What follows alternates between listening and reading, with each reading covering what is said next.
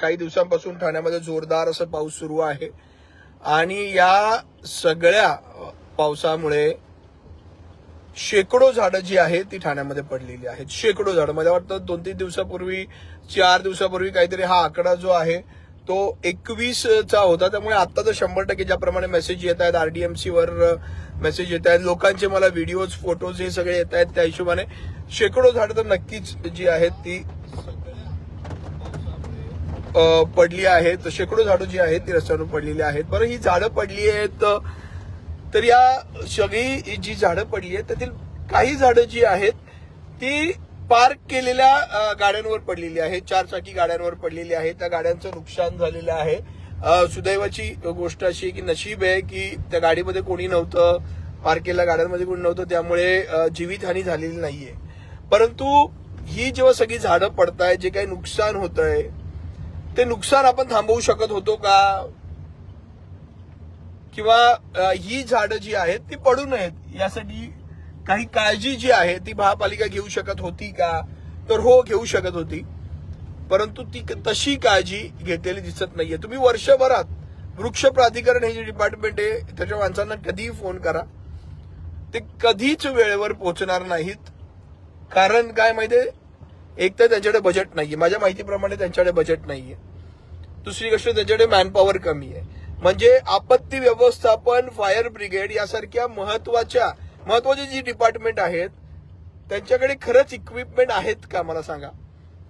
खरंच इक्विपमेंट आपत्ती व्यवस्थापनाकडे गेल्या 2-3 दिवसांमध्ये एवढ्या ठिकाणी झाडं पडली आहेत ना की त्यांना पोहोचायला त्यांच्याकडे मॅनपॉवर पण नाहीये आणि ती जी इक्विपमेंट आहेत ती इक्विपमेंट पण नाहीत. अख्ख्या ठाण्यात कशी आता इथे ना मी आता घरातून निघालोय, हे बघा ही परिस्थिती, ही झाडं अशी काही ठिकाणी झाडं पडलेली आहेत. आता पुढे अजून थोडंसं मी 50 मीटर गेलो ना की पुढे पण अशी परिस्थिती अख्ख्या ठाण्यामध्ये, संपूर्ण ठाण्यामध्ये अशी परिस्थिती आहे. आता बघ, आता कोणतरी कमेंट केली आपत्ती व्यवस्थापनाला फोन केल्यानंतर ते सांगतात की माणसं नाही, खरी परिस्थिती आहे, माणसं नाहीये त्यांच्याकडे. आणि माणसं असली म्हणजे काही ठिकाणी माणसं जरी पोहोचत असली त्यांची 2-3, कारण प्रत्येक ठिकाणी मोठी मॅनपॉवर ते देखील पाठवू शकत नाही. माणसं जरी काही ठिकाणी पोहोचत असली तरी ते फक्त रश्शी घेऊन पोहोचतात, रश्शी घेऊन पोचतायत, हे लक्षात घ्या. जे फक्त रश्शी घेऊन पोचतायत, ती झाडं कापण्यासाठी कटर किंवा काय त्यांची जी व्यवस्था असते, त्यांच्याकडे जे इक्विपमेंट असतात ते इक्विपमेंट नाहीयेत त्यांच्याकडे. आणि या सगळ्यामुळे मी बऱ्याचशा नगरसेवकांशी बोलतोय, अक्षरशः काही लोकप्रतिनिधींना लोक शिव्या देतात, म्हणजे मनातल्या मनात चर्चेमध्ये तोंडावर कोणी देत नसतं तरी. आणि आता या परिस्थितीमध्ये ही गोष्ट समजायला पाहिजे की प्रत्येक लोकप्रतिनिधी हा प्रयत्न करतोय की त्याच्या प्रभागामध्ये ही परिस्थिती उद्भवू नये. महासभेत देखील अनेक नगरसेवकांनी वेळीच झाडांच्या फांद्या छाटायला हव्यात, या सगळ्या प्रक्रिया करायला हव्यात यासाठी आवाज उठवला होता. परंतु ट्री कटिंगचे जे टेंडर आहे ते माहिती घ्यायला पाहिजे की ते कधी निघालं. हे टेंडरच मला वाटतं जून मध्ये निघालं आणि या अख्ख्या 1 महिन्याच्या कालावधीत कसं हे ट्री कटिंग होणार आणि काय होणार. बरं, मला एक कळत नाही, फायर ब्रिगेड आणि आपत्ती व्यवस्थापन एवढे महत्वाचे डिपार्टमेंट आहेत, या डिपार्टमेंटला जेव्हा हजारो कोटी आपल्या ठाण्यामध्ये येतात तर या डिपार्टमेंटला एखादं 100 कोटी रुपये देऊन टाका ना या डिपार्टमेंटला, म्हणजे चांगली तुम्हाला हायरिंग करता येतील, तुम्हाला माणसं घेता येतील आणि दुसरी गोष्ट म्हणजे तुम्हाला इक्विपमेंट घेता येतील. आणखी तुम्हाला मगाशी बोललो, तुम्हाला 50 मीटरच्या अंतरावर बघा ही परिस्थिती आहे. बघा, हे झाड पण इथं पडलंय. बरं, रात्रीच्या वेळेस ठीक आहे, लाईट्स असते काही ठिकाणी, ठीक आहे, ऍक्सिडेंट होईल की नाही, 100% ऍक्सिडेंट होणार. सगळी मुळापासून ही झाडं जी आहेत ही पडलेली आहेत, मुळापासून झाडं पडलेली आहेत. या सगळ्या गोष्टींना कोण जबाबदार आहे, तर मी तुम्हाला सांगतो या गोष्टीने जबाबदार आहे प्रॉपर प्लॅनिंग जे आहे ते प्रॉपर प्लॅनिंग केलं जात नाहीये. पावसाळ्याच्या आधी महापौर आहेत आणि या सगळे जे लोकप्रतिनिधी आहेत ते ओरडून सांगत होते की बाबा ही वृक्ष छाटणी झाली पाहिजे, ही नाले सफाई झाली पाहिजे. मी आता सत्तेत असणाऱ्या काही नगरसेवकांच्या पोस्ट वाचल्या कारभारमध्ये, ते म्हटले की माझ्या प्रभागात नाले सफाई झाली नाही. ही फेसबुकची पोस्ट होती की सत्तेत असणारे नगरसेवक म्हणतात की नालेसफाई झाली नाहीये. त्यामुळे विरोधी पक्षात असणाऱ्या नगरसेवकांचा अधिकारी ऐकतायत की नाही म्हणजे देवाला माहितीये. काल तुम्हाला सांगतो काही ठिकाणी तर पाणी जे सखल भागामध्ये पाणी साठतं ते पाणी काढण्यासाठी पंप लागतात. आणि ते पंप पण काही ठिकाणी बंद आहेत. मग ते पंप मागवणार, मग ते पंप यायला 1 तास लागणार. म्हणजे आपण खरंच स्मार्ट सिटीत आहोत का, हा खूप मोठा प्रश्न आहे इथे उपस्थित होतो, की आपण स्मार्ट सिटीत खरंच जगतोय का. आणि मी एक प्रश्न विचारला की खरंच रस्त्यावरून चालणं किंवा रस्त्यावरून आता प्रवास करणं या पावसाळ्यामध्ये सुरक्षित आहेत का. कारण आता कुठे झाड पडेल, मी आता प्रवास करतोय, माझ्या गाडीवर कधी कुठलं झाड पडेल हे देखील माहिती नाहीये. म्हणजे अशी परिस्थिती आहे. बरं, एक तरी असा अधिकारी आहे का हो ठाणे महानगरपालिकेच्या वृक्ष प्राधिकरण मध्ये, की ज्याला खरंच झाडांबद्दल माहिती आहे, की जो इनिशिएटिव्ह घेतोय की सगळ्या ठाण्यामध्ये, आपल्या ठाणे महानगरपालिका क्षेत्रामध्ये किती झाडं आहेत आणि त्याचं ऑडिट होतंय का, वेळीच त्यांच्यावर कार्यवाही, म्हणजे ती कटिंग असेल, त्या फांद्या ज्या छाटतात ते होतंय का, ह्याचं कोण बघतंय, या गोष्टीकडे कोणी बघतंय की या वृक्ष प्राधिकरणमध्ये वर्षानुवर्ष तेच अधिकारी काम करतायत आणि वर्षानुवर्षे तेच अधिकारी काम करतायत, तरी पण त्यांना ठाण्यातली परिस्थिती अजूनपर्यंत समजत नाहीये. हे किती क्लेशदायक आहे, दुःखदायक आहे आणि म्हणजे शोकांतिका आहे ही खरंच शोकांतिका आहे. दुसरी गोष्ट म्हणजे आपत्ती व्यवस्थापनाच्या डिपार्टमेंटला, अरे तुम्ही स्ट्रॉंग करा ना, त्यांच्याकडे माणसं द्या, त्यांना इक्विपमेंट द्या. हजारो कोटी रुपये जेव्हा ठाण्यासाठी येतात, ठाण्याच्या डेव्हलपमेंटसाठी येतात, या अशा ठाण्यामध्ये तुमच्याकडे जर आपत्ती व्यवस्थापनाकडे जर चांगले इक्विपमेंट नाहीयेत, फायर ब्रिगेडकडे इक्विपमेंट नाहीयेत. फायर ब्रिगेड मी अशी महासभेत होतो, मी सगळी महासभा ऐकली, सांगतात की सगळे अरे माणसं नाहीयेत रे फायर ब्रिगेड केले, काय सांगता तुम्ही, नाहीयेत माणसं. मी काही कमेंट्स माझ्या दुसऱ्या मोबाईलमध्ये बघणारे, बघा, लुईसवाडी इथे वृक्षप्राधिकरण लोक 4 झाडे पडून सुद्धा आली नाहीत. बघा, त्यानंतर वृक्षप्राधिकरण विभाग फक्त, आता काही कमेंट आहे, लोक सांगतायत, हे सर्वसामान्य नागरिक सांगतायत आणि हीच खरीच परिस्थिती ही ठाण्यामध्ये आहे. सर्वसामान्य नागरिक तर सांगतातच आहेत, परंतु नगरसेवक, लोकप्रतिनिधी जे आहे त्यांची देखील ही बोंब आहे की आम्ही कॉल करतो वृक्ष प्राधिकरणाला, पण माणसं उपलब्ध होत नाहीत, त्यांच्याकडे ते इक्विपमेंट नाही आहेत. द्या ना, आता मला वाटतं 5-6 हजार कोटीचं काहीतरी बजेट आपण सादर केलं, द्या ना 100 कोटी रुपये त्या फायर ब्रिगेडला आणि या आपत्ती व्यवस्थापनाला. स्ट्रॉंग करा ना हे सगळे विभाग, तरच हे होऊ शकतं. तुम्ही 1 महिना आधी त्यांच्यासाठी तुटपुंज काहीतरी बजेट देऊन नाही करू शकत. कारण आज मला आपत्ती व्यवस्थापन आणि हे सगळं आपत्ती व्यवस्थापन आहे, वृक्ष प्राधिकरण आहे, फायर ब्रिगेड आहे, म्हणजे अक्षरशः यांची मला ना कीव येते, कीव. म्हणजे वाईट वाटतंय त्यांच्याबद्दल की आता ते विदाऊट इक्विपमेंट खरंच स्वतःचा जीव धोक्यात घालून काम करतात. मगाशी मी आपत्ती व्यवस्थापनाच्या ज्या ग्रुपवर आहे, त्या आपत्ती व्यवस्थापनाच्या ग्रुपवर मेसेज वाचला की काहीतरी ट्री कटिंग करताना पायाला दुखापत झालीये एका कर्मचाऱ्याला, त्याला छत्रपती शिवाजी महाराज हॉस्पिटलमध्ये दाखल केलेलं आहे. काल रात्री एका भागामध्ये म्हणजे कसं असतं, चाळींमध्ये स्लॅब जो असतो त्याच्यावर तर पाऊस वगैरे जास्त पडू नये म्हणून पत्रे लावलेले असतात. हे पत्रे काही उडून गेले, हे पत्रे जे आहे ते उडून गेले. ते पत्रे उडून गेल्यानंतर रात्री मला जो 8:30 वाजता आपत्ती व्यवस्थापन फायर ब्रिगेडची काही लोक आली, त्यांच्याकडे इक्विपमेंटच नव्हते. रात्र होती, काळोख होता, लाईट नव्हती. माझ्या माहितीप्रमाणे ते पत्रे ते काढूच शकले नाहीत. ती लाईट गेल्यामुळे संपूर्ण अंधार होता त्या भागामध्ये. शेवटी स्थानिक काही मुलांनी ते पत्रे काढले, त्यांचा जीव धोक्यात घालून. आणि मी याच्यामध्ये आपत्ती व्यवस्थापन, वृक्ष प्राधिकरण, फायर ब्रिगेड, तुमचं अतिक्रमण यांना आता दोष देऊन काय उपयोग नाही ना. का दोष देणार? कारण त्यांच्याकडे इक्विपमेंटच नाही तो, आणि त्यांना बजेट कोण देत नाहीये. बजेट का देत नाहीये त्यांना, हा सगळ्यात मोठा प्रश्न आहे.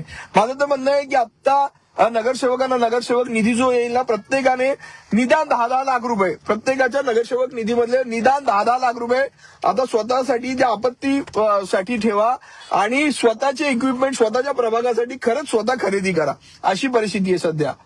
कारण तुम्हाला माहिती आहे की आता तुम्हाला प्रतिसाद मिळत नाहीये, त्या ठिकाणी लोक पोहोचू शकत नाहीयेत.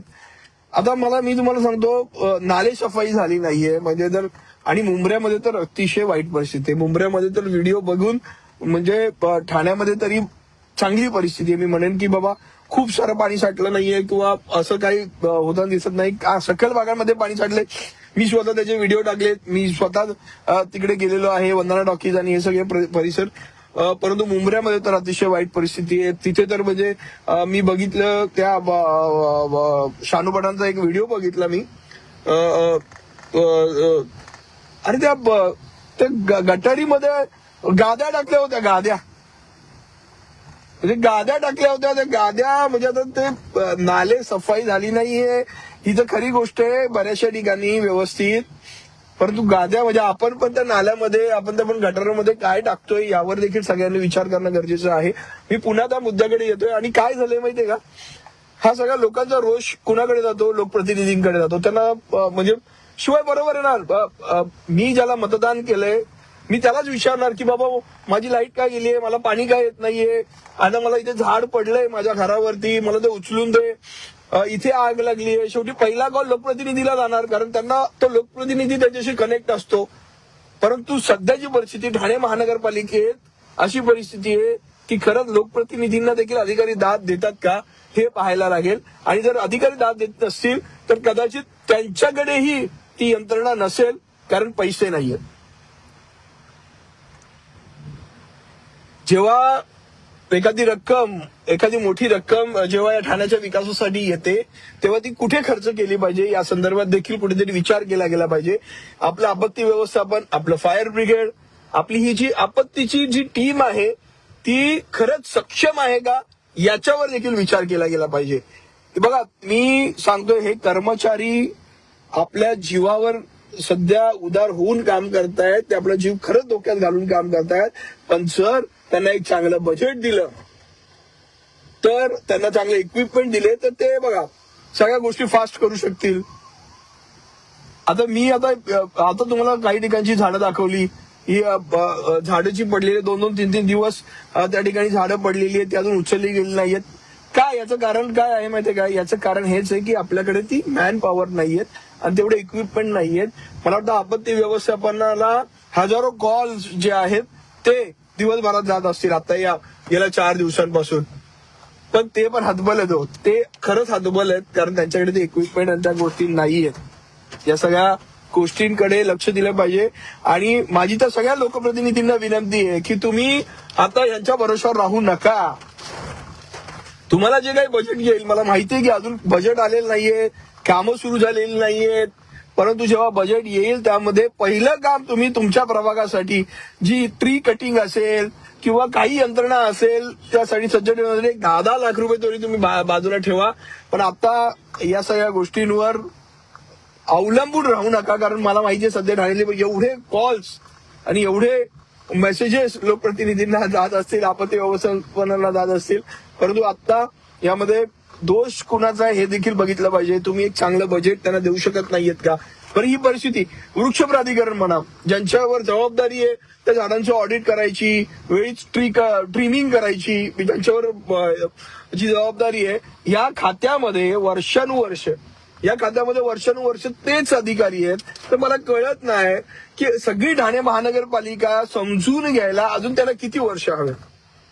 म्हणजे अजून पण जर तुम्हाला ही ठाणे महानगरपालिका समजली नसेल तर मग तुम्ही स्वतःहून ती पोझिशन सोडा ना, दुसऱ्याला तरी येऊ द्या. ज्याला झाडांबद्दल माहिती आहे त्याला येऊ द्या ना थोडस. जर तुमची काम करायची इच्छा नाहीये तर नवीन लोकांना येऊ द्या, नवीन लोक समजून घेतील ना. तुम्ही वर्षानुवर्ष तिथे जा तरी सुद्धा होत नाहीये.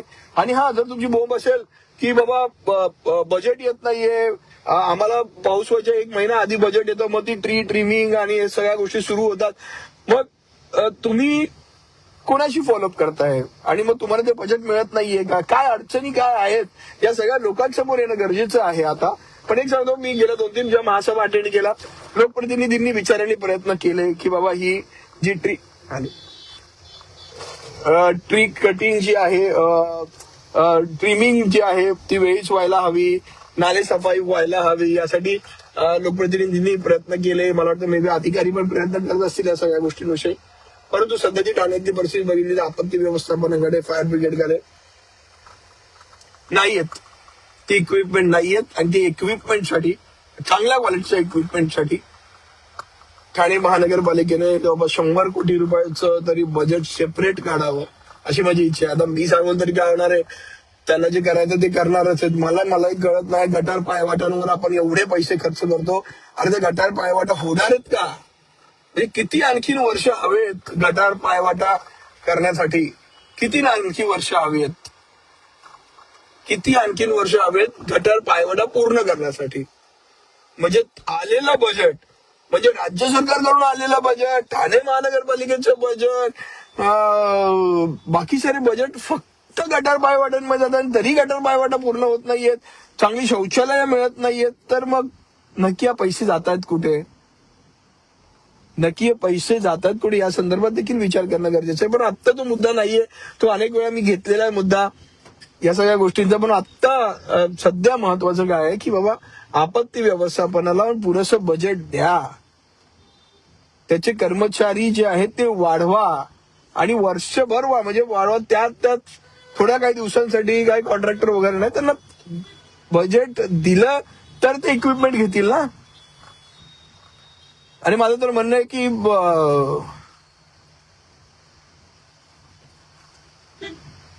ओके, काही मला वाटतं मेसेज आला आहे. कालची परिस्थिती आपण दिवसकडे झाड पडलेले कॉल्स डिटेल्स जे आहेत मला वाटतं त्यांनी पाठवलेले आहेत. प्रचंड मेसेजेस जे आहेत तर मी सुद्धा चेक करू शकले नाही, एवढे व्हिडिओज आहेत झाडं पडलेली, एवढे व्हिडिओज आहेत झाडं पडलेली. आणि ठाणे महानगरपालिका क्षेत्र कुठपर्यंत आहे तुम्हाला सांगतो, म्हणजे बऱ्याच जणांना माहिती असेल पण ते मुंब्रापर्यंत देखील, दिव्याचा देखील काही भाग आपल्याकडे येतो ठाणे महानगरपालिकेत येतो. एवढी मोठी ठाणे महानगरपालिका आहे आणि ह्या सगळ्या ठाणे महानगरपालिकेला कंट्रोल करण्यासाठी, या सगळ्या गोष्टी आपत्तीच्या बघण्यासाठी आपल्याकडे खूप कमी, म्हणजे खूप कमी जे आहेत ते कामगार आहेत, अधिकारी. या सगळ्या डिपार्टमेंटला स्ट्रॉंग करण्यासाठी एक चांगलं बजेट द्यावं आणि लोकप्रतिनिधींनी निदान 10-10 लाख रुपये तरी या सगळ्या आपत्तीच्या गोष्टी खरेदी करण्यासाठी ठेवाव्यात, अशी तर माझी नक्कीच प्रत्येकाला विनंती आहे. मला वाटतं यानंतर लोकप्रतिनिधी खरंच त्या गोष्टीकडे विचार करतील, कारण ते बिचारे पण कॉल करून ती नाले सफाई आणि या सगळ्यासाठी ते सगळेजण प्रयत्न करतात, सगळेजण म्हणजे सत्तेतले पण प्रयत्न करतात, विरोधी पक्षातले पण प्रयत्न करतात, परंतु नाहीच आहेत ना इक्विपमेंट, लोकच नाहीयेत. तर आता या महासभेत निदान याच्यावर चर्चा होईल, या गोष्टींवर नक्कीच चर्चा झाली पाहिजे. बरं, दुसरी गोष्ट, ही जी झाडं पडतायत याचं कारण मुळापासून शोधणं गरजेचं आहे.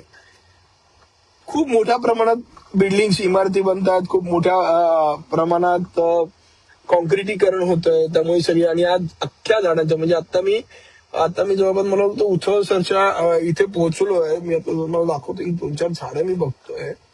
हे बघा, आता ही सगळी बाजूची झाडं आहेत ना, ही सगळी झाडं, या सगळ्या झाडांच्या बाजूला बघा प्रचंड असं कॉन्क्रिटीकरण आणि हे सगळं झालेलं आहे. मी ना कळव्यातला एक व्हिडिओ टाकणार आहे थोड्या वेळाने, ज्याच्यामध्ये उभं असलेलं झाड ते पडलं अक्षरशः, ते दोघं जण वाचले. बघा आता हे झाड आहे, ही सगळी झाडं बघा ना, ही झाड बघा, आता ह्या गेटवरचं हे झाड,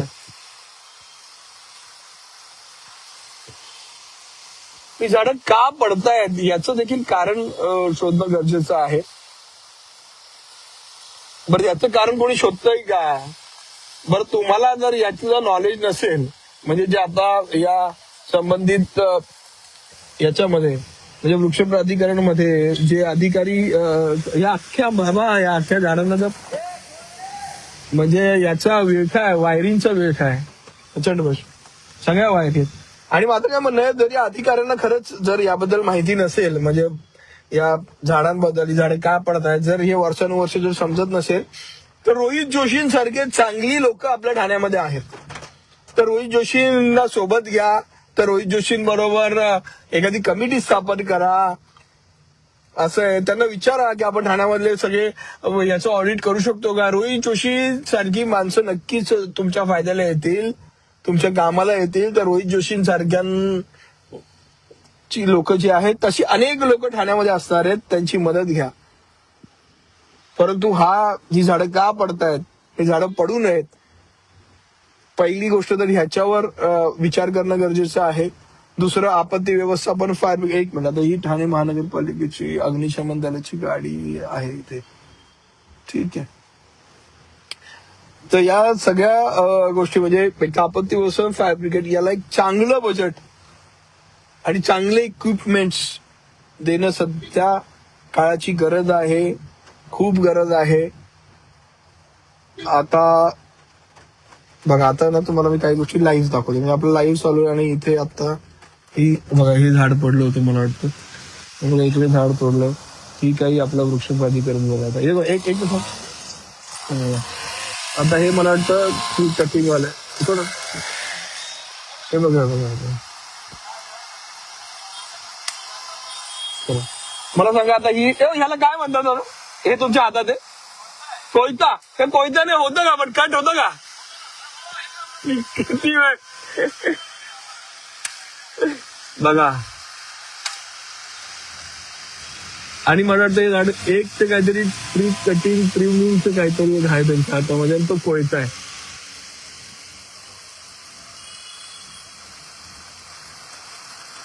बघा, आता हे सगळे लाईव्ह एक्झाम्पल आहे तुमच्याबरोबर.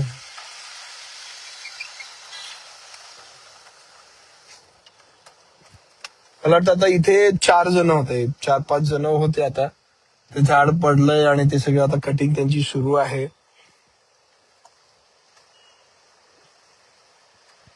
काहीतरी चांगले इक्विपमेंट असतील ना, पण कोयत्याच्या ऐवजी आपल्याकडे काहीतरी चांगले इक्विपमेंट भेटत असतील ना, त्याच्यावर देखील विचार करणं सध्या गरजेचं आहे.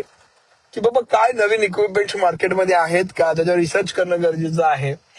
आणि हे सगळं आता ही सगळी झाडं याच्यावर अख्खं कॉन्क्रिटीकरण आहे. मी तुम्हाला सांगतो, वृक्ष प्राधिकरण वाले जे अधिकारी वर्षानुवर्ष तिथे आहेत. मागच्या वेळी पण मला वाटतं कोणत्या तरी नगरसेवकांनी त्याच्यावर आवाज उठवला होता, पण ते काय आता त्याच्यावर न बोललेलं बरं मी. परंतु माझं फक्त एकदम साधं एक सर्वसामान्य नागरिक म्हणून एकच प्रश्न आहे की ठीक आहे, वृक्ष प्राधिकरणमध्ये त्यांना काय अजून 5